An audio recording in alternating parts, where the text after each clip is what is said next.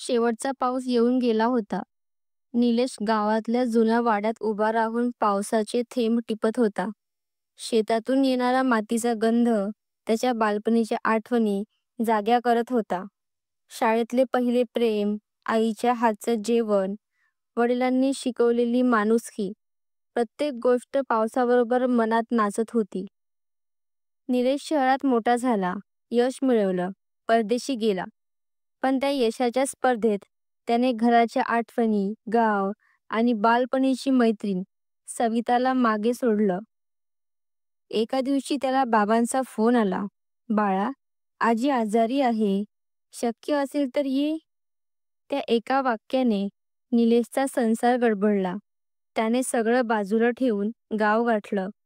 जुनं घर, ओळखीचं अंगण, गावातला जुना वाडा पाहून त्याचं मन भरून आलं.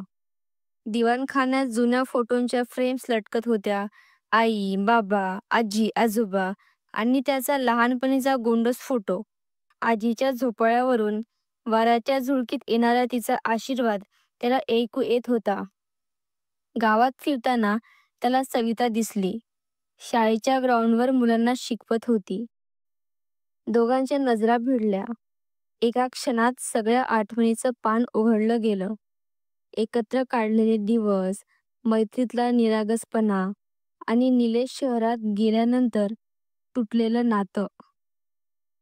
सविताच्या डोळ्यात ना राग होता ना प्रश्न, फक्त अपार शांती. रात्री निलेश वाड्यात आजीच्या शेजारी बसून तिच्या गोष्टी ऐकत होता. आजी म्हणाली, "बाळा, माणूस कितीही मोठा झाला तरी त्याच्या मुळांशी प्रामाणिक असला पाहिजे. नात्यांची कदर केली तर आयुष्य खरंच सुंदर होतं." हे ऐकून निलेशला आपली चूक उमगली. तो फक्त यशामागे धावला, पण नात्यांना वेळ दिला नाही. सकाळी सविताला भेटून त्याने दिलगिरी व्यक्त केली. दोघे जुनी पानं पुन्हा एकत्र वाचू लागले.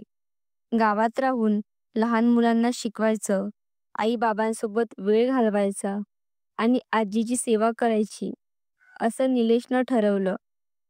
गावाच्या झाडाखाली सविता आणि निलेश दोघे मुलांना गोष्टी सांगताना दिसतात.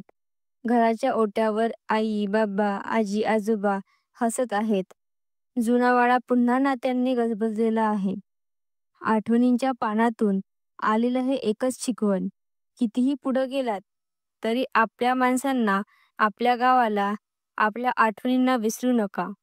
धन्यवाद.